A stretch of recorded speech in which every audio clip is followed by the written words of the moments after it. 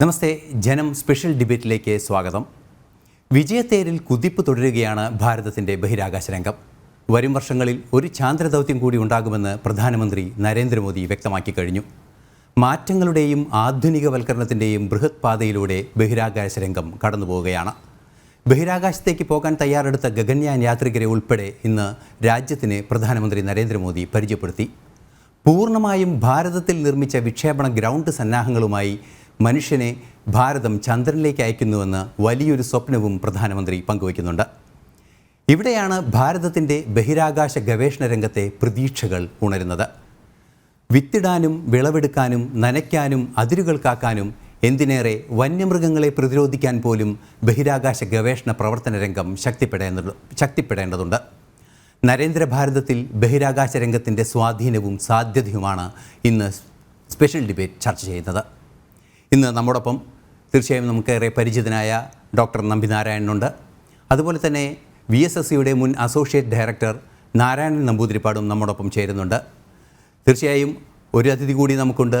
അദ്ദേഹം C. രാധാകൃഷ്ണനാണ്. സാഹിത്യരംഗത്തും അതുപോലെ തന്നെ ശാസ്ത്രലേഖന രംഗങ്ങളിലും ഏറെ പ്രശസ്തനായൊരു വ്യക്തി കൂടിയാണ് അദ്ദേഹം. അദ്ദേഹത്തിൻ്റെ ശാസ്ത്രവീക്ഷണങ്ങളെല്ലാം തന്നെ ഏറെ ഗൗരവമർഹിക്കുന്നതുമാണ്. അദ്ദേഹവും ടെലിഫോണിലൂടെ അതിഥിയായി ചേരുമെന്ന് നമുക്ക് പ്രതീക്ഷിക്കാം. തീർച്ചയായും നേരെ നമ്മൾ ചർച്ചയിലേക്ക് കടക്കുകയാണെങ്കിൽ നമ്പിനാരായണനോട് തന്നെയാണ് ആദ്യം ചോദിക്കാനുള്ളത്. സർ, ഇന്ന് പ്രധാനമന്ത്രി 4 ഗഗൻയാൻ യാത്രികരെ ഭാരതത്തിന് പരിചയപ്പെടുത്തി. താങ്കൾ ഡയറക്ടറായിരുന്ന ആ പ്രദേശത്ത് നിന്ന് അല്ലെങ്കിൽ ആ സ്ഥാപനത്തിൽ നിന്നാണ് ഇത്തരത്തിൽ രാജ്യത്തിൻ്റെ അഭിമാനകരമായൊരു ദൗത്യത്തിൻ്റെ തുടക്കമുണ്ടായിരിക്കുന്നത്. എങ്ങനെയാണ് താങ്കളുടെ ഒരു ഫീൽ ഇതിൽ സംബന്ധിച്ച്? അതിൽ അഭിമാനം തോന്നുന്നുണ്ട് എന്ന കാര്യത്തിൽ തർക്കമില്ല. എന്താണ് താങ്കളുടെ ഒരു ഫീൽ ആ കാര്യത്തിൽ? No, naturally, I'm happy and excited over the whole proposal. This was one of the long dreams we had long back. Now today we are getting into a shape. അതിനൊരു ഇത്രയും കാലം കാത്തിരിക്കേണ്ടി വന്നു. അതിൻ്റെ പല കാരണങ്ങളുണ്ട്. So I am very happy, excited about it. തീർച്ചയായും താങ്കൾ ഏറെ സന്തുഷ്ടവാനാണ് എന്ന് മനസ്സിലാക്കാൻ സാധിക്കുന്നു. അതേസമയം തന്നെ ഇന്ന് VSSCയിൽ പരമപ്രധാനമായ 3 ഉദ്ഘാടനങ്ങളും നടന്നു. അതിലൊന്ന് നമ്മളിപ്പോൾ നേരത്തെ മനസ്സിലാക്കിയതുപോലെ ട്രാൻസോണിക് വിൻഡ് ടണൽ, അതുപോലെ അത് VSSCയിൽ തന്നെയാണുള്ളത്. അതുപോലെ തന്നെ ലോഞ്ച് പാഡിൻ്റെ നവീകരണങ്ങൾ നടന്നിട്ടുണ്ട്. അത് ശ്രീഹരിക്കോട്ടയിൽ നടന്നു. അത്തരത്തിൽ വിവിധങ്ങളായ ഉദ്ഘാടനങ്ങളും ഇന്ന് നടന്നു. ഈ ചന്ദ്രയാൻ ദൗത്യത്തെ സംബന്ധിച്ചിടത്തോളം, അല്ലെങ്കിൽ പുതിയ ചന്ദ്രയാൻ ദൗത്യം, ഇപ്പോൾ നമ്മളോട് ഭാരതത്തിൻ്റെ പ്രധാനമന്ത്രി വിശദീകരിക്കുകയും ചെയ്തത് ഇനിയും ഒരു ചന്ദ്രയാൻ ദൗത്യം ഉണ്ടാകും. ആ ചന്ദ്രയാൻ ദൗത്യത്തിൽ ചന്ദ്രനിലെ മൂലകങ്ങളെ നേരിട്ട് ഭൂമിയിൽ പരിശോധിക്കുന്നതിന് ചന്ദ്രയാനിൽ നിന്നുള്ള സാമ്പിളുകൾ കൊണ്ടുവരുമെന്നാണ്. ഇത്തരത്തിലുള്ള ആധുനികമായ ഒരു സ്പേസ് ടെക്നോളജി രംഗത്തെ അല്ലെങ്കിൽ സ്പേസ് സ്വപ്നങ്ങളെ യാഥാർത്ഥ്യമാക്കുന്നതിൽ ഇത്തരത്തിൽ ഇന്ന് ഉദ്ഘാടനം ചെയ്യപ്പെട്ടവ, അതുപോലെ തന്നെ നരേന്ദ്രമോദിയുടെ നേതൃത്വത്തിൽ ഈ രാജ്യത്ത് നടപ്പിലാക്കിയ സ്പേസ് രംഗത്തെ വികസനം, അതിനെയൊക്കെ എത്ര കണ്ട് പ്രാധാന്യമുണ്ട്? അതിൻ്റെയൊക്കെ സ്വാധീനം എന്താണ് താങ്കൾക്ക് തോന്നുന്നത്?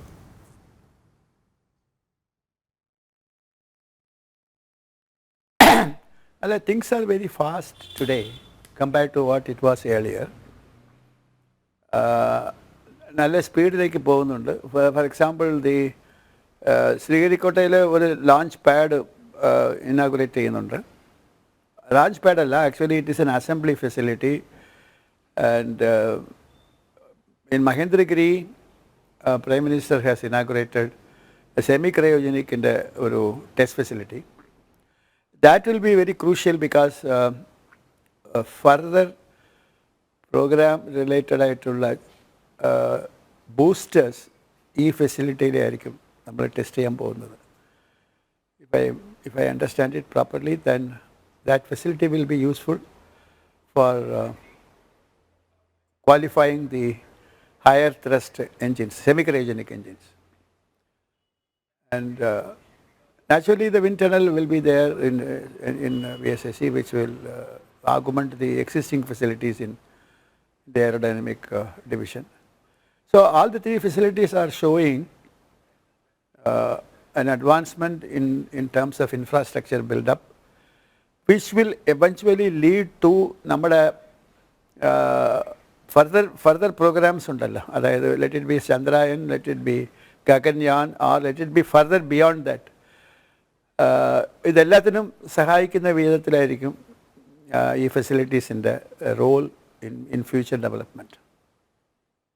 തീർച്ചയായും ഡോക്ടർ നമ്പിനാരായണൻ, ഈ ഗഗൻയാനെ സംബന്ധിച്ചിടത്തോളം തന്നെയാണ് ഇന്ന് ഏറെ ഗൗരവമർഹിക്കുന്ന ചർച്ച നടക്കേണ്ടത് എന്ന് തോന്നുന്നു. കാരണം 4 ഗഗൻയാൻ യാത്രികരെ നമുക്കറിയാവുന്നതാണ്. രാകേഷ് ശർമ്മയുടെ ചരിത്രമെല്ലാം നമുക്കുണ്ട്, കൽപ്പന ചൗളയുടെ ചരിത്രമുണ്ട്. അത്തരത്തിലുള്ള ഭാരതീയരൊക്കെ ബഹിരാകാശത്ത് എത്തിയിട്ടുണ്ട്. എങ്കിൽ കൂടി ഭാരതത്തിൻ്റെ സ്വന്തമായ ഒരു സംവിധാനത്തിൽ 4 പേർ, അതിൽ 2 പേർ മലയാളികളാണ്. നമുക്ക് 2 പേർക്കും, അല്ലെങ്കിൽ നമുക്ക് ഈ ചർച്ചയിലുള്ള എല്ലാവർക്കും അഭിമാനിക്കാവുന്ന ഒരു വിഷയം കൂടിയാണ്. 2 പേർ മലയാളികളാണ് എന്നതൊരു യാഥാർത്ഥ്യവും. ഈ ഗഗൻയാൻ യാത്രയുടെ സാധ്യതകൾ, താങ്കൾക്ക് ദീർഘകാലം പ്രവർത്തിച്ചൊരു വ്യക്തി കൂടിയാണ്. ഗഗൻയാൻ യാത്രയുടെ സാധ്യതകളെ എന്നു മുതലാണ് ISRO തിരിച്ചറിഞ്ഞു തുടങ്ങിയത്? അത് എന്നു മുതലാണ് യാഥാർത്ഥ്യമാകാൻ ആരംഭിച്ചത്? ഞാൻ ചോദിക്കുന്നത് ആ കാലഗണനയുടെ കൃത്യമായ ഒരു അവലോകനമല്ല, മറിച്ച് ഏതൊരു മാറ്റത്തിൻ്റെ ഭാഗമായാണ് ഇത്തരത്തിലുള്ള നീക്കങ്ങൾ ISROയ്ക്ക് മുന്നേറാൻ, അല്ലെങ്കിൽ ISROയ്ക്ക് കൈക്കൊള്ളാൻ സാധിച്ച ഒരു കാലഘട്ടം ഏതാണ്?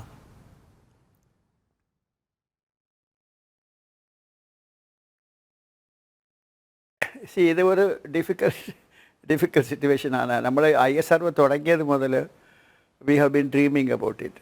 നമ്മുടെ കയ്യിൽ ഒറ്റ റാക്കറ്റ് പോലും ഇല്ലാത്ത സമയത്ത്, not even 3 inch diameter rocket ഇല്ലാത്ത സമയത്ത് നമ്മൾ പേലോഡ് റിക്കവറിയും റീയൂസബിലിറ്റിയും കുറിച്ച് സ്വപ്നം കണ്ടവരാണ്. സംസാരിച്ചുകൊണ്ടിരിക്കുമ്പോൾ മാത്രമല്ല ചെറിയ എക്സ്പെരിമെൻറ്റും ചെയ്തിട്ടുള്ള ഒരു സിറ്റുവേഷനാണ് നമ്മുടെ സിറ്റുവേഷൻ. പക്ഷേ ഒരു വിധത്തിൽ പറയുകയാണെങ്കിൽ നമുക്ക് ഡിഫിക്കൽട്ടീസ് ഉണ്ടായിരുന്നു ഡെവലപ്മെൻറ്റിൽ. ആദ്യത്തെ SLV-3 ഫ്ലൈ ചെയ്യാനായിട്ട് കണ്ടമാനം ഡിഫിക്കൽട്ടീസ് ഉണ്ടായിരുന്നു. അത് കഴിഞ്ഞിട്ട് വന്നിട്ടുള്ള ASLV, പിന്നെ അത് കഴിഞ്ഞിട്ട് വന്നിട്ടുള്ള PSLV വന്നപ്പോഴാണ് നമുക്ക് ഒരുവിധം ഒരു വർക്കാഴ്സ് എഞ്ചിനും ഒരു റിപ്പീറ്റഡ് സക്സസ്സും കിട്ടിക്കൊണ്ടിരുന്ന സമയം. പക്ഷേ എന്നിട്ടും the kind of push we have to give അത് കിട്ടിയില്ല. അത് സാധിച്ചില്ല എന്നുള്ളത് സത്യമാണ്. സോ അങ്ങനെ ആ സമയം മുതലേ നമ്മുടെ സ്വപ്നങ്ങളുണ്ട്. ഇപ്പോൾ നോട്ട് ഓൺലി ചന്ദ്രയാൻ, മംഗൾയാൻ, പിന്നെ ഈവൻ ഹലോ യെസ്, കേൾക്കാം സാർ, പറഞ്ഞോളൂ. സോ ചന്ദ്രയാൻ, മംഗൾയാൻ, ഇതുപോലത്തെ പല പ്രോജക്ട്സിലും നമുക്ക് സ്വപ്നങ്ങളുണ്ടായിരുന്നു. പക്ഷെ ചെയ്യാനായിട്ടുള്ള പ്രോജക്റ്റ് കൺസീവ് ചെയ്യുന്നത് മാത്രമല്ലല്ലോ, അതിൻ്റെ ആവശ്യമുള്ള ഫണ്ടിങ് ആൻഡ് അതിനാവശ്യമുള്ള മാൻ പവർ, അതിനാവശ്യമുള്ള facilities, which in turn means കുറച്ചുകൂടെ പൈസ, അങ്ങനെ പല പ്രശ്നങ്ങളുണ്ടായിരുന്നു. സ്വപ്നങ്ങൾ നമ്മൾ പല കാലമായിട്ടുണ്ട്. പക്ഷേ Gaganyaan, as far as Gaganyaan is concerned, even before Elan Musk conceive ചെയ്യുന്നതിന് മുമ്പ് തന്നെ നമുക്ക് ഇതിനകത്തുള്ള സ്വപ്നങ്ങളുണ്ട്. പക്ഷേ ഒരു പ്രോബ്ലം ഉണ്ടായിരുന്നത്, മെയിനായിട്ട് നമ്മുടെ പ്രോബ്ലം നമ്മൾ കാണുന്നത് ഒരു high thrust liquid engine, or semi-cryogenic engine, or cryogenic engine. In any way, it is a liquid system. As far as solid is concerned, solid has reached, according to me, to its maximum limit of the segmented version can be enlarged to some level. Already I think we have achieved that. ഇനി achieve ചെയ്യാനുള്ളത് മുഴുവനും ലിക്വിഡ്സിലാണ്. ലിക്വിഡിലേക്ക് നമുക്ക് semi ക്രയോജനിക്കിലേക്ക് ഒരു chance ഉണ്ട്, ക്രയോജനിക്കിലേക്ക് ഒരു chance ഉണ്ട്. Even earth storable can be used if you properly make use of it. So അങ്ങനെയുള്ള ആ ത്രസ്റ്ററുടെ നോൺ അവൈലബിലിറ്റിയാണ് ഇത് ഇത്രയും ഡിലേ ചെയ്യാനായിട്ടുള്ള ഒരു കാരണം. പക്ഷേ ത്രസ്റ്ററുടെ non availability is because of funding. So ഒരു പകുതി വരെ പറയുകയാണെങ്കിൽ it is a dual two way ഗെയിമാണ്. The people can say that you have not proved your the ability എന്ന് പറയാം, നമുക്ക് പറയാം ഫണ്ടിങ് ഇല്ല എന്ന് പറയാം. See, even for the Vikas engine, which is one of the workhorse engines of ISRO, we have taken approximately 19 years from scratch to develop it into the flying stage. So ആലോചിച്ച് നോക്ക്, 19 വർഷമാണ്, 1-2 വർഷമല്ല. So ഇങ്ങനെയുള്ള ഒരു സിറ്റുവേഷനിലേക്കാണ് നമ്മൾ പോയിക്കൊണ്ടിരുന്നത്. ഇപ്പോഴാണെങ്കിൽ കുറച്ചുകൂടെ ഫാസ്റ്റായിട്ട് പോകുന്നത് പോലെ എനിക്ക് ഫീൽ ചെയ്യുന്നുണ്ട്. അത് വേണം, ബിക്കോസ് സ്പേസിലേക്ക് unless you have to go with the same speed, നല്ല സ്പീഡിലേക്ക് പോകണമെങ്കിൽ മാത്രമേ you can compete with the rest of the world. So that is the Gaganyaan project is very simple in the sense I see it as a simple thing. It is nothing but a earth station. That we are talking about something like 300 to 400 kilometers near Earth orbit. നമുക്ക് 3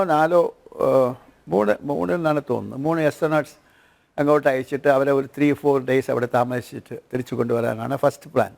that is ഈ ഗഗൻയാൻ്റെ first phase. അത് success ആവുകയാണെങ്കിൽ of course അത് success ആകും. അത് കഴിഞ്ഞിട്ടുള്ള next steps also being planned എന്ന് തോന്നുന്നു എനിക്ക്. So you will have a big arena getting opened up and it is nice and happy. I'm happy to look at it. Okay, തീർച്ചയായും വലിയൊരു information തന്നെയാണ് താങ്കളുടെ ഭാഗത്തു നിന്നുണ്ടായത്. ഇനി നമുക്ക് ടെലിഫോൺ ലൈനിൽ തുടരുന്ന സി രാധാകൃഷ്ണനിലേക്ക് പോകേണ്ടതുണ്ട്. അദ്ദേഹത്തോട് കുറേ കൂടെ ഹോളിസ്റ്റിക് ആയ ഒരു സമീപനത്തെക്കുറിച്ചാണ് നമുക്ക് ചർച്ച ചെയ്യേണ്ടതെന്ന് തോന്നുന്നു. ഡോക്ടർ സി രാധാകൃഷ്ണൻ, താങ്കൾക്ക് ഞാൻ സംസാരിക്കുന്നത് കേൾക്കാമോ? കേൾക്കാം. സാർ, ഇപ്പോൾ ISRO മുൻ ശാസ്ത്രജ്ഞൻ കൂടിയായ നമ്പിനാരായണൻ അദ്ദേഹത്തിൻ്റെ പ്രതീക്ഷകൾ പങ്കുവയ്ക്കുകയായിരുന്നു. ഇപ്പോൾ ഈ അടുത്ത കാലങ്ങളിലായി ഒരു സ്പീഡപ്പ് ഉണ്ടായിട്ടുണ്ട് എന്ന് അദ്ദേഹം പറയുകയും ചെയ്യുന്നുണ്ട്. ഞാൻ സി രാധാകൃഷ്ണൻ എന്ന താങ്കളെ, ഒരു സാഹിത്യകാരനും ഒരു ശാസ്ത്രജ്ഞനും കൂടിയായ താങ്കളെ ഈ ചർച്ചയിലേക്ക് ക്ഷണിക്കുമ്പോൾ എൻ്റെ മനസ്സിലുണ്ടായിരുന്നത് ശാസ്ത്രം മനുഷ്യന് വേണ്ടി എങ്ങനെ പ്രവർത്തിക്കണം, ഇതിൻ്റെ ഒരു ഹോളിസ്റ്റിക് ആയ ഒരു സമീപനം എങ്ങനെ ഉണ്ടാകണം, ആ സമീപനത്തിൻ്റെ യാഥാർത്ഥ്യവൽക്കരണമാകുന്നുണ്ടോ ഇന്നത്തെ ഭാരതത്തിൻ്റെ ആ ഒരു ശാസ്ത്രത്തിൻ്റെ പോക്ക്? പ്രത്യേകിച്ച് ഈ ISRO പോലുള്ള സംവിധാനങ്ങൾ, ISROയുടെ നേട്ടങ്ങൾ മാത്രമാണ് ഞാൻ കോൺസെൻട്രേറ്റ് ചെയ്യാൻ ഉദ്ദേശിക്കുന്നത്. താങ്കളുടെ ഒരു അനുഭവത്തിൽ ഈ ശാസ്ത്രവും അല്ലെങ്കിൽ ഇത്തരത്തെ അഡ്വാൻസ്ഡായ ശാസ്ത്രവും സാങ്കേതിക വിദ്യയുമെല്ലാം മനുഷ്യ ജീവിതത്തിനെ എത്ര കണ്ട് ഇഴയടുപ്പമുള്ളതാക്കുന്നു, അല്ലെങ്കിൽ കുറെ കൂടെ സുരക്ഷിതമാക്കുന്നു, അല്ലെങ്കിൽ കുറെ കൂടെ മാനവികമാക്കുന്നു എന്ന് താങ്കളുടെ ഒരു സാഹിത്യകാരൻ എന്ന നിലയിലുള്ളൊരു വിലയിരുത്തലും കൂടി ആവശ്യമുണ്ട്. എന്താണ് താങ്കൾക്ക് തോന്നുന്നത് ഇന്നത്തെ ഈ സംഭവ വികാസങ്ങളെല്ലാം തന്നെ പരിശോധിക്കുമ്പോൾ, പ്രത്യേകിച്ച് ഗഗൻയാൻ ഉൾപ്പെടെ? സംശയമല്ലതുകൊണ്ടോ മനുഷ്യവർഗത്തെ ഇപ്പോഴുള്ള അവസ്ഥയിൽ എത്തിച്ചത് സയൻസും സാങ്കേതിക ശാസ്ത്രവുമാണ് എന്നുള്ളതിന് ഒരു സംശയമില്ലല്ലോ. ഇതിന്റെ വികാസവും ആ വികാസത്തെ മനുഷ്യ സമൂഹത്തിന് ആവശ്യമായ രീതിയിൽ ഉപയോഗിക്കാനുണ്ടായ മുന്നേറ്റങ്ങളുമാണ് സമൂഹത്തെ ആകെ മൊത്തം ലോകമാസകലം മാറ്റിത്തീർത്തത്. ഈ സ്പേസിന്റെ കാര്യം തന്നെ നോക്കൂ. ശീതസമരം നിലനിന്ന കാലത്തൊക്കെ ഇത് ആയുധ പന്തയത്തിന്റെ ഭാഗമായിട്ട് വികസിച്ചു വന്നതാണ്. അത് കഴിഞ്ഞിട്ടാണ് ഇതിന് സമാധാനപരമായ ഉപയോഗമുണ്ട് എന്നും അതുകൊണ്ട് ഒരുപാട് സാധ്യതകളുണ്ട് എന്നുമൊക്കെ നമുക്ക് മനസ്സിലാകുന്നതും ആ വഴിക്ക് ശ്രദ്ധ തിരിയുന്നതും. സ്പേസ് സയൻസ് മനുഷ്യന് സമൂഹത്തിന് ആവശ്യമായ രീതിയിൽ ഉപയോഗിക്കാൻ തുടങ്ങിയിട്ട് ഇത്രയും വർഷങ്ങളെ ആയുള്ളൂ എന്നർത്ഥം. ഇത്രയും വർഷങ്ങൾ കൊണ്ട് തന്നെ നമുക്ക് ഒരുപാട് ഉപഗ്രഹങ്ങളുണ്ടായി. ഭൂമിയുടെ കൃത്യമായ സർവേ, ഭൂമിക്ക് ആവശ്യമുള്ള വിഭവങ്ങളുടെ വിതരണത്തെക്കുറിച്ചുള്ള അറിവ്, കാലാവസ്ഥ എന്ന് തുടങ്ങിയ എല്ലാ പ്രശ്നങ്ങളെയും സമഗ്രമായി മുകളിൽ നിന്ന് വീക്ഷിക്കാനുണ്ടായ അവസരം മനുഷ്യനെ മൊത്തത്തിൽ മാറ്റി തീർത്തിട്ടുണ്ട് എന്ന് നമുക്കറിയാം. അപ്പോഴൊക്കെ നമുക്ക് ആവശ്യമുള്ള രണ്ട് കാര്യങ്ങൾ ഉണ്ടായിരുന്നു. ഒന്ന്, ഓരോ നാടിനും അവർക്ക് എന്ത് ചെയ്യാൻ കഴിയും എന്ന കാര്യത്തെക്കുറിച്ചുള്ള ചിന്തയും അത് ചെയ്യാനുള്ള ഒരു സമഗ്രമായ പദ്ധതിയും മനസ്സും. രണ്ടാമത്തേത്, ആഗോള അടിസ്ഥാനത്തിൽ നടക്കുന്ന ഈ പ്രവർത്തനങ്ങളോട് ഓരോ നാടിനും എത്രത്തോളം സഹകരിക്കാൻ സാധിക്കും എന്നും ആ സാധ്യതയെ എത്രത്തോളം ഉപയോഗിക്കാൻ കഴിയുന്നു എന്നുമുള്ള യാഥാർത്ഥ്യങ്ങൾ. ഈ രണ്ട് കാര്യങ്ങളിലും അടുത്ത കാലം വരെ എന്ന് പറഞ്ഞാൽ ഒരു 10, 15, 20 കൊല്ലം മുമ്പ് വരെ നമ്മൾ വളരെ പുറകിലേ ആയിരുന്നു എന്ന കാര്യത്തിൽ ഒരു സംശയമില്ല. ഡോക്ടർ നമ്പിനാരായണൻ അത് ഭംഗിയായിട്ട് പറയുകയുണ്ടായി. സംശയാസ്പദമായിട്ടാണെങ്കിലും അദ്ദേഹം സൂചിപ്പിച്ച കാര്യങ്ങൾ വളരെ സ്പഷ്ടമാണ്. നമുക്ക് ഒരുപാട് സാധ്യതകൾ ഉണ്ടായിരുന്നത് വളരെ കാലത്തോളം നമ്മൾ ഉപയോഗിച്ചില്ല എന്നുള്ളത് സത്യമാണ്. അതിന് നേരെ നമ്മൾ മുഖം തിരിച്ച് നിന്നിട്ട് കാര്യമൊന്നുമില്ല. അതേ സമയത്ത് ഇനി ആ മുഖം തിരിച്ച് നിൽത്തുകൊണ്ട് മാത്രമായില്ല, നമുക്ക് നേർവഴിക്ക് മുഖം തിരിക്കണം എന്ന കാര്യത്തെക്കുറിച്ച് നമുക്ക് തീരുമാനമായിട്ടുണ്ട്. അതിന് തെളിവുകളാണ് അടുത്ത കാലത്ത് കണ്ടുകൊണ്ടിരിക്കുന്നത്. അത് ഈ ഗവൺമെന്റിന്റെ നേട്ടമാണ് എന്നുള്ളതിനെ കുറിച്ച് ആർക്കും ഒരു പക്ഷാന്തരവും ഉണ്ടാവാൻ ഒരു ന്യായവും കാരണവും ഇല്ല. 3 കാര്യങ്ങളാണ് സ്പേസ് സയൻസിലെ പ്രധാനം. ഒന്ന്, ഈ ലോഞ്ച് വെഹിക്കിൾ എന്ന് പറയുന്ന റോക്കറ്ററി എന്ന് പറയുന്ന സാങ്കേതിക ശാസ്ത്രം, അതിന്റെ വളർച്ചയും വികാസവും. 2, അതിനൊപ്പം തന്നെ നമുക്ക് ഓർബൈറ്റ്, അതുപോലെ ട്രാജക്ടറി തുടങ്ങിയ പഥ മാർഗങ്ങളെ കുറിച്ചുള്ള നമ്മുടെ അറിവും അത് വികസിപ്പിക്കാനും പ്രയോഗിക്കാനുമുള്ള നമ്മുടെ കഴിവും. അത് മിക്കവാറും ജ്യോതിശാസ്ത്രപരമായ അറിവാണ്, ലോജിസ്റ്റിക്സ് ആണ്. മൂന്നാമത്തേത്, ഇങ്ങനെ നമ്മൾ ഇതൊക്കെ ഉപയോഗിച്ച് നമ്മൾ ഉണ്ടാക്കുന്ന ഉപഗ്രഹങ്ങൾ കൊണ്ട് നമുക്ക് എന്തൊക്കെ സാധിക്കാം എന്ന കാര്യത്തെക്കുറിച്ചുള്ള ഗവേഷണവും അതിനുള്ള ഉപകരണങ്ങളും അതിനാവശ്യമുള്ള സജ്ജീകരണങ്ങളും. ടെലിമെട്രി എന്ന് പറയുന്ന പ്രത്യേകമായ ഒരു വിദ്യ. അതായത് സ്പേസ് സയൻസിലുള്ള ഏറ്റവും വലിയ പ്രശ്നം ദൂരം കൂടുന്തോറും നമുക്ക് അപ്പോഴപ്പോൾ വിവരങ്ങൾ അറിയിച്ച് കൽപ്പനകൾ കൊടുത്ത് അനുസരിപ്പിക്കാൻ കഴിയില്ല എന്നുള്ളതാണ്. 1,86,000 നാഴിക ഒരു സെക്കൻഡിൽ യാത്ര ചെയ്യുന്നു എങ്കിലും പ്രകാശത്തിനോ അല്ലെങ്കിൽ വിദ്യുത്കാന്ത തരംഗത്തിനോ ദൂരെയുള്ള ഒരു ഗ്രഹവും ഉപഗ്രഹവുമായിട്ട് ബന്ധം സ്ഥാപിക്കാൻ ഏതാനും നിമിഷങ്ങളോ മിനിറ്റുകളില്ലെങ്കിൽ നിമിഷങ്ങളെങ്കിലും വേണ്ടി വരും. പക്ഷെ ആ നിമിഷങ്ങൾ കൊണ്ട് അവിടെ സംഭവിക്കുന്ന അപഭ്രംശങ്ങൾ വളരെ വിനാശകരമായി തീരും എന്നുള്ളത് കൊണ്ട് സത്യത്തില് ഓരോ സ്പേസ് സ്റ്റേഷനിലും അല്ലെങ്കിൽ ഓരോ സാറ്റലൈറ്റിലും അതിന്റെ കാര്യങ്ങളെ സ്വയം നിർണ്ണയിക്കാനുള്ള സ്വയം പര്യാപ്തമായ സോഫ്റ്റ്വെയർ ആവശ്യമാണ്. നമ്മുടെ കാല് വഴുതുമ്പോൾ നമ്മൾ വീഴാതിരിക്കുന്നത് എത്ര വേഗം മറ്റേ കാല് അതിനൊപ്പം ചെന്ന് അഡ്ജസ്റ്റ് ചെയ്യുന്നു എന്നുള്ളതുകൊണ്ടാണ്. ഒരു കാല് വഴുതുമ്പോൾ ആ കാല് വഴുതിയ വിവരം 10 നാഴിക അപ്പുറത്തുള്ള ഒരാളെ ഫോണിൽ വിളിച്ച് അറിയിച്ച് അതനുസരിച്ച് മറ്റേ കാല് വെക്കാനുള്ള നിർദ്ദേശം കിട്ടി അതനുസരിക്കാൻ നിന്നാൽ നമുക്ക് വീണിരിക്കുന്ന ഉറപ്പാണല്ലോ. അതുപോലെ തന്നെയാണ് ഈ സാറ്റലൈറ്റിന്റെ കൺട്രോളിലുള്ള കാര്യത്തിലും. നമുക്ക് ദൂരെയുള്ള ഒരു സാറ്റലൈറ്റിനെ കൺട്രോൾ ചെയ്യാൻ അതിനുള്ളിൽ തന്നെ ആവശ്യമായ സോഫ്റ്റ്വെയർ ആവശ്യമാണ് ഇപ്പോൾ തിരിച്ചറിഞ്ഞിട്ടുണ്ട്. ആ ഒരു ദിശയിലാണ് കാര്യമായിട്ട് ഇന്ത്യക്കുണ്ടായ പ്രാഥമികമായ പുരോഗതി. ആ പുരോഗതി വെച്ചിട്ടാണ് ഇന്ത്യ മറ്റു നാടുകളുടെ മുന്നിലേക്ക് കടന്നു കയറിയത് എന്നുള്ളതിന് ഒരു സംശയമില്ല. ഞാൻ ടെലിമെട്രി കൈകാര്യം ചെയ്യുന്ന വിഭാഗത്തെയാണ് ഏറ്റവും കൂടുതൽ അനുമോദിക്കുക. കാരണം സങ്കീർണമായ പ്രശ്നങ്ങള് അവര് കമ്പ്യൂട്ടിംഗ് കൊണ്ട് നിറവേറ്റിയിരിക്കുന്നു എന്ന കാര്യം വിസ്മയകരമായ ഒരു യാഥാർത്ഥ്യമാണ്. പലപ്പോഴും നമ്മൾ ഈ സ്പേസിന്റെ അച്ചീവ്മെന്റ്സിനെ വിലയിരുത്തുമ്പോൾ ഈ ഒരു കൂട്ടരുടെ പ്രാഗൽഭ്യത്തെ കുറിച്ച് വേണ്ടത്ര ഓർമ്മിക്കാറില്ല. അത് ശരിയല്ല. ഓരോ പദ്ധതിയുടെയും വിജയത്തിന്റെ മൂല കാരണം അതിനകത്ത് ഉണ്ടായിട്ടുള്ള ടെലിമെട്രി സിസ്റ്റവും ഓൺബോർഡ് സെൽഫ് കറക്ഷൻ സിസ്റ്റവുമാണ് നമ്മൾ തീർച്ചയായും തിരിച്ചറിയണം. ഈ കാര്യങ്ങളിലൊക്കെ ഇന്ത്യ വളരെയേറെ മുന്നോട്ട് പോയിരിക്കുകയാണ്. നമുക്ക് നമ്മുടേതായ അവകാശവാദങ്ങൾ ഉണ്ടാവുന്നത് നല്ലതാണ്. പക്ഷെ അതിലേറെ നമുക്ക് നമ്മുടേതായ റോൾ എന്താണ്, ലോകത്തെ ഈ ഒരു പ്രത്യേക ശാസ്ത്ര പുരോഗതിയിൽ നിർവഹിക്കാനുള്ള റോൾ എന്താണ് എന്നുകൂടി നമുക്ക് മനസ്സിലാക്കേണ്ടതുണ്ട് എന്നുള്ളത് കൊണ്ടാണ് പുതിയ ഈ കാൽവെപ്പുകൾ അർത്ഥവത്തായി ഇരുന്നത്. ഉദാഹരണത്തിന് ഇപ്പോൾ ഈ ട്രൈസോണിക് വിൻഡ് ടണൽ എന്ന് പറയുന്ന ഉപകരണം നോക്കൂ. ശബ്ദത്തിന്റെ വേഗത്തെക്കാൾ 3 ഇരട്ടി വേഗത്തിലുള്ള വായുപ്രവാഹത്തെ നിയന്ത്രിക്കാനോ അതനുസരിച്ച് പെരുമാറാനുള്ള ശേഷി ആർജിക്കാനോ ഒരു റോക്കറ്റിന് കഴിവുണ്ടാക്കാവുന്ന അവസ്ഥയിൽ അതിന്റെ രൂപകൽപ്പന നിർവഹിക്കാനുള്ള ഉപകരണമാണ് ഈ വിൻഡ് ടണൽ എന്ന് പറയുന്നത്.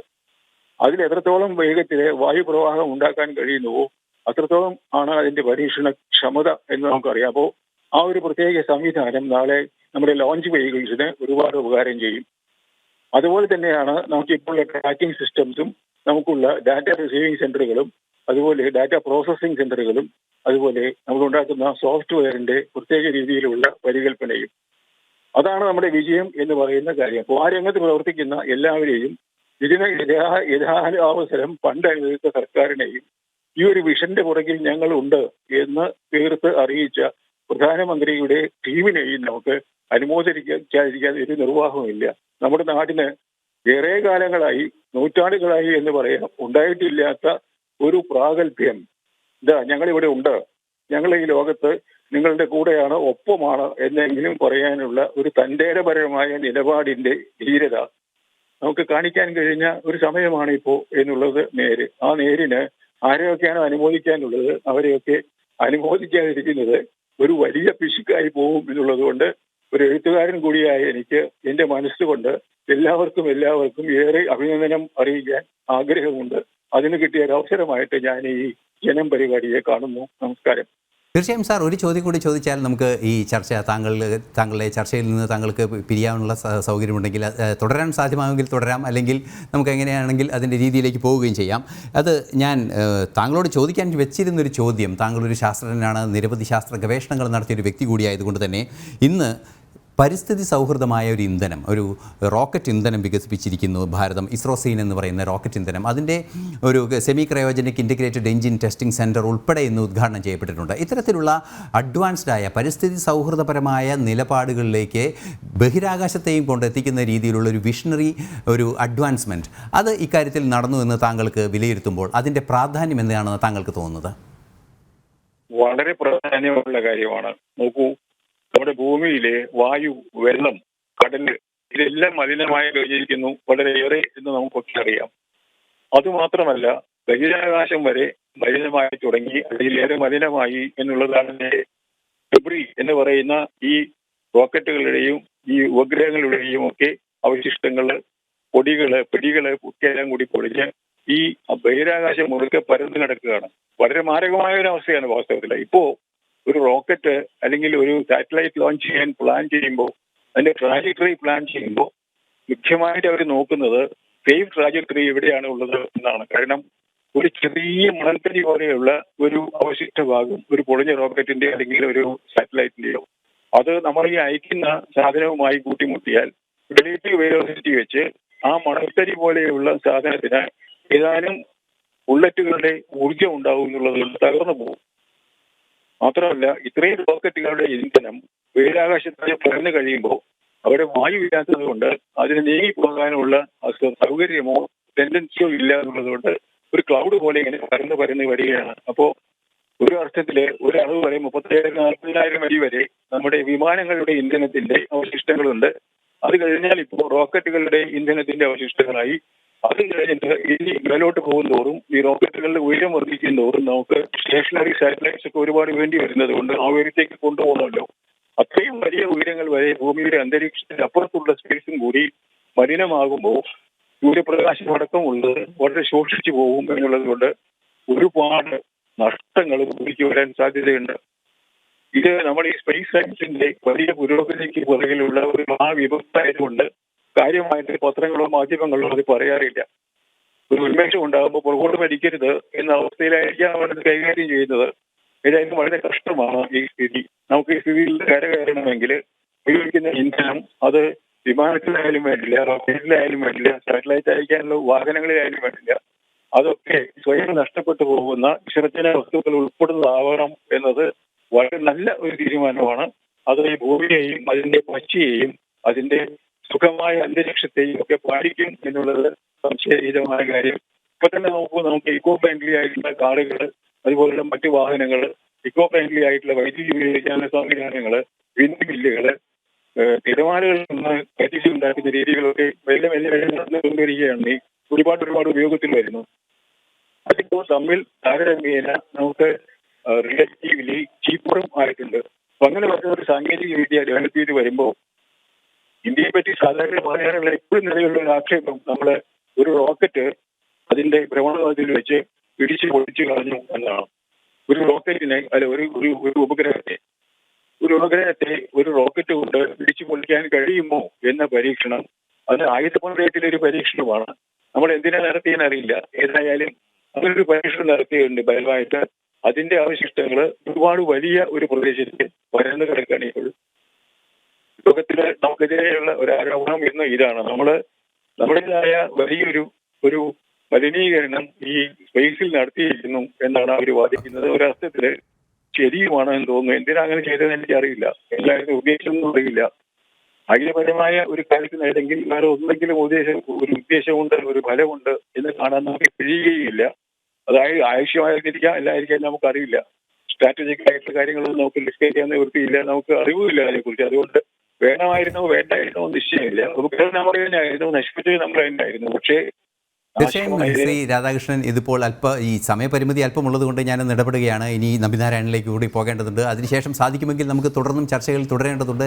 താങ്കളോട് ചർച്ചയിൽ തുടരുമെന്ന് ഞാൻ അഭ്യർത്ഥിക്കുകയും ചെയ്യുന്നുണ്ട്. എന്തായാലും ഇനി നമ്പിനാരായണനിലേക്ക് തന്നെ പോവുകയാണ്. അതിന് ശേഷം ഞാൻ നാരായണൻ നമ്പൂതിരിയിലേക്ക് എത്താം, താങ്കളിലേക്ക് ഞാൻ എത്താം. കാരണം ഈ നമ്പിനാരായണൻ അല്പം തിരക്കുണ്ട് എന്നാണ് അദ്ദേഹം നമ്മളോട് പറഞ്ഞത്. എന്നാൽ അദ്ദേഹത്തിൻ്റെതായി വിശദീകരണങ്ങൾ വേണ്ട ചില കാര്യങ്ങൾ അനിവാര്യമായതുകൊണ്ട് അദ്ദേഹത്തിലേക്ക് തന്നെ ഞാൻ താങ്കളോട് ക്ഷമ ചോദിച്ചുകൊണ്ട് ഞാൻ പോവുകയാണ്. ഡോക്ടർ നമ്പിനാരായണൻ, താങ്കൾക്ക് ഞാൻ പറയുന്നത് കേൾക്കാമല്ലോ അല്ലേ? കേൾക്കാം. യെസ് സർ, താങ്കൾ ഈ സെമി ക്രയോജനിക് എഞ്ചിൻ്റെ കാര്യത്തിൽ കുറേ കൂടി സാങ്കേതിക വൈദഗ്ധ്യമുള്ള മറുപടി താങ്കൾക്ക് നൽകാൻ സാധിക്കുമെന്നാണ് ഞാൻ പ്രതീക്ഷിക്കുന്നത്. കാരണം താങ്കളുടെ ആ ഒരു ജീവിത പശ്ചാത്തലം തന്നെ പരിശോധിക്കുമ്പോൾ ക്രയോജനിക് എഞ്ചിനുകളിൽ താങ്കൾ നടത്തിയ ഗവേഷണങ്ങൾ നിരവധിയുണ്ട്. അതിൻ്റെ ഈ സെമി ക്രയോജനിക് എഞ്ചിൻ, അതായത് ഇസ്രോസ്രീൻ എന്ന് പറയുന്ന ആ സാങ്കേതികവിദ്യ ഉപയോഗിച്ചുള്ള ആധുനികമായ ഹൈഡ്രജൻ പെറോക്സൈഡിൻ്റെ പുറന്തള്ളൽ കുറയ്ക്കുന്ന ഒരു ഇന്ധനം കണ്ടെത്തിയിരിക്കുന്നു. ആ ഇന്ധനത്തിൻ്റെ സാധ്യതകൾ, അതായത് സെമി ക്രയോജനിക് സാങ്കേതികവിദ്യയിൽ ആ ഇന്ധനത്തിൻ്റെ സാധ്യതകൾ എത്ര കണ്ടുണ്ട്? ആ ഇന്ധനം കൊണ്ട് സമൂഹത്തിന് അല്ലെങ്കിൽ ഭൂമിയുടെ സന്തുലിതാവസ്ഥ നിലനിർത്തുന്നതിന് എന്താണ് പ്രാധാന്യമുള്ളത്? ആക്ച്വലി ഇതിനെക്കുറിച്ച് നമ്മൾ സംസാരിക്കണമെങ്കിൽ വളരെ ലെങ്തി ആയിട്ട് സംസാരിക്കേണ്ടി വരും. പക്ഷേ ഞാൻ ലെങ്തി ആയിട്ട് സംസാരിക്കാൻ ആഗ്രഹിക്കുന്നില്ല. വളരെ ഷാർട്ടായിട്ട് പറയാനുള്ള ശ്രമം നടത്താം. Compared to solids, liquid നമ്മൾ പ്രിഫർ ചെയ്യാൻ കാരണം ഹയർ സ്പെസിഫിക് ഇമ്പൾസ്, അതിൻ്റെ അർത്ഥം higher energy content. So same quantity of solid propellant and same quantity of liquid propulsion എടുക്കുകയാണെങ്കിൽ liquid propulsion will be having higher energy. This is number one.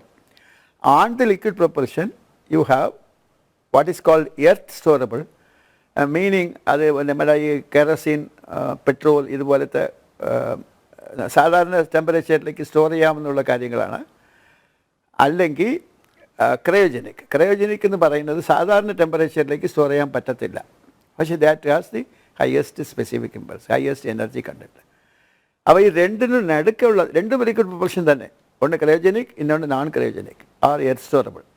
പക്ഷേ ക്രയോജനിക്കിൽ തന്നെ you have semi cryogenic, അതായത് ഒരു ഭാഗം മാത്രം ഈ difficult temperatures to be kept, ബാക്കിയുള്ളത് സാധാരണ ടെമ്പറേച്ചറിൽ. For example, typical example is LOX RP1. LOX എന്ന് പറഞ്ഞാൽ liquid oxygen, that is to be stored at lower temperature. And RP1 that is a refined petroleum, is one version of the kerosene എന്ന് പറയാം, അതായത് അത് aviation fuel. അപ്പോൾ ഈ രണ്ടും suddenly അതിൻ്റെ energy level is not as high as cryogenic, but it is not as bad as solid propulsion. ഇങ്ങനെയുള്ള ഒരു രണ്ടിന് ഇടയ്ക്കുള്ള ഒരു സെമി ക്രയോജനിക്കിനകത്ത് നമുക്കുള്ള ഒരു ചില അഡ്വാൻറ്റേജസ് ഉണ്ട്. So every system you take it as a solid has certain advantages, liquid has advantages, liquid like semi cryogenic, cryogenic. പിന്നെ ഇതിനിടയ്ക്ക് see അവസാനം what is going to hold you is the propulsion. ഇവിടെ ഇരുന്ന് നിങ്ങൾ മുകളിൽ പോകാനുള്ള ശക്തി, that is propulsion. അത് വേണം, അതുണ്ടെങ്കിൽ മാത്രമേ ഉള്ളൂ നിങ്ങൾ high energy high weight lift ചെയ്ത് പോകാനും ഇങ്ങനെയുള്ള കാര്യങ്ങളൊക്കെ സാധിക്കണമെങ്കിൽ അത് വേണം. Semi cryogenic is a compromise. അപ്പോൾ സെമി ക്രയോജനിക് നമ്മൾ പല കാരണം കൊണ്ട് നമ്മൾ ആദ്യം വികാസ് എഞ്ചിൻ്റെ ഡെവലപ്മെൻറ്റ് എടുക്കുമ്പോൾ ദാറ്റ് വാസ് ഫുള്ളി എർത്ത് സ്റ്റോറബിൾ. നമ്മൾ ഡയറക്റ്റായിട്ട് വി വെൻ ടു ക്രയോജനിക്. ഇടയ്ക്ക് ഉള്ള ഈ സെമി ക്രയോജനിക് അപ്പം കുറച്ച് ചെയ്തിട്ടുണ്ടെങ്കിലും അത് പെർസ്യൂ ചെയ്തില്ല, അത് പിന്നീട് പിക്കപ്പ് ചെയ്തു. അതിൻ്റെ റിസൾട്ടാണ് ഇപ്പം നമ്മൾ കാണുന്ന സോ കാൾഡ് സെമി ക്രയോജനിക്. അപ്പോൾ സെമി ക്രയോജനിക്കിന് നമുക്ക് ഇപ്പോൾ ഫോർ എക്സാമ്പിൾ ക്രയോജനിക് ഡെവലപ്പ് ചെയ്തത് കൊണ്ട് നമുക്ക് ലിക്വിഡ് ഓക്സിജൻ ഉണ്ട്, ലിക്വിഡ് ഹൈഡ്രജൻ ഉണ്ട്. ഈ പ്രൊപ്പല്ലൻ്റ് കെറോസിൻ എന്ന് പറയുമ്പോൾ അതൊരു ഫണ്ണി സിറ്റുവേഷനാണ്. ഈ കെറോസിൻ എന്ന് പറയുന്നത് പറയാൻ നമുക്ക് എല്ലാവർക്കും വിചാരിക്കും മണ്ണെണ്ണ, അതായത് സാധാരണ gasoline or whatever you call it petrol. പക്ഷേ അത് അത്ര എളുപ്പമല്ല. അതിൻ്റെ സൾഫർ കണ്ടൻറ്റ്, കാർബൺ കണ്ടൻറ്റ് ഇതൊക്കെ കൺസിസ്റ്റൻ്റായിട്ട് സെയിം ലെവലിലേക്ക് ഉണ്ടാകണം, എന്നാൽ മാത്രമേ റിപ്പീറ്റഡ് ആയിട്ടുള്ള ഒരു പെർഫോമൻസ് കിട്ടത്തുള്ളൂ. സോ അതിനകത്ത് ഇപ്പോൾ ഫോർ എക്സാമ്പിൾ ഇതിനകത്തുള്ള pioneer, one of the pioneers in this field is the Americans. അവർ അതിൻ്റെ ആദ്യം വച്ചിരുന്ന പേര് JP1, RP1 അല്ല, JP1, JP2, JP3 ഇങ്ങനെ പറഞ്ഞ് JP19 18 വരെ അവർ പോയി. ഓരോന്നിലും ഓരോരോ പ്രോബ്ലംസ്. പിന്നീട് they stabilize something and they called it as JP19 18 എനിക്ക് ഓർമ്മയില്ല. അതിനാണ് അവർ RP1 എന്ന് വിചാരിക്കുകയും that RP1 was used consistently for the American vehicles. Similar things situation Russian സൈഡിലേക്ക് ബോത്ത് ക്രയോജനിക്കും ഉണ്ട്, സെമി ക്രയോജനിക്കും ഉണ്ട്. ഇപ്പോൾ നമ്മുടെ സൈഡിൽ ക്രയോജനിക് ഇപ്പോൾ നമുക്കുണ്ട്, പക്ഷേ സെമി ക്രയോജനിക് ഇല്ല. ഈ semi cryogenic we are trying to develop it and it is a necessity. Depending upon the need you can use it. അതിനു വേണ്ടിയുള്ള ഒരു ഫെസിലിറ്റിയാണ് ഇന്ന് ഇനാഗുറേറ്റ് ചെയ്തത് prime minister. That is in Mahendragiri test facility. It is for semi ക്രയോജനിക്കിന് വേണ്ടി. So ചുരുക്കി പറഞ്ഞാൽ semi cryogenic is relatively easier compared to the cryogenic. Now as far as we are concern, നമുക്ക് ക്രയോജനിക് ടെക്നോളജി തന്നെ ഉള്ളത് കൊണ്ട് അതൊരു കഷ്ടപ്പാടല്ല. It is okay. സോ അതിനും നമുക്ക് സക്സസ് ആവുമ്പോൾ then we will have the advantage of solids, we have reached its limit. Liquids, we have reached, we are reasonably good in Vikas. Then we have cryogenic, we have mastered it. Now we will also master the semi-cryogenic. So in all the 4 technologies, if you have, you can play around. Depending upon the application, you can use it in your favor. അത് നല്ല ഒരു situation ആണ്. കുറേ കാലത്തിന് മുമ്പേ ചെയ്യാൻ നമുക്ക് സത്യം പറഞ്ഞ ആ സമയം അത്രയും നമ്മളെക്കുറിച്ച് ഒരു കോൺഫിഡൻസ് ലെവൽ ഗവൺമെൻറ്റിന് ഇല്ലാത്തത് കൊണ്ട് നമുക്ക് ആവശ്യമുള്ള പൈസ ആവശ്യമുള്ള സമയത്ത് കിട്ടാത്തത് കൊണ്ടുള്ള ഒരു ഡിലേ ഉണ്ടായിരുന്നു. ലേറ്റ് ആണെങ്കിലും നമുക്കിപ്പോൾ ചെയ്യുന്നുണ്ട്. It is not bad. Gaganyaan is a very good project. ഗഗൻയാൻ്റെ success will lead you to space tourism, for example, which will be a fantastic money spinner. പിന്നെ അതിലിരുന്ന് we can go to different levels. I think that's a detailed planning. As far as I am concerned, I feel very comfortable with the launch vehicles, and launch vehicles are with the semi-cryogenic. You will have one more option, and things will go forward. നല്ല രീതിയിൽ വരുമെന്നുള്ള ഉദ്ദേശം എനിക്കുണ്ട്. So let us hope for the best.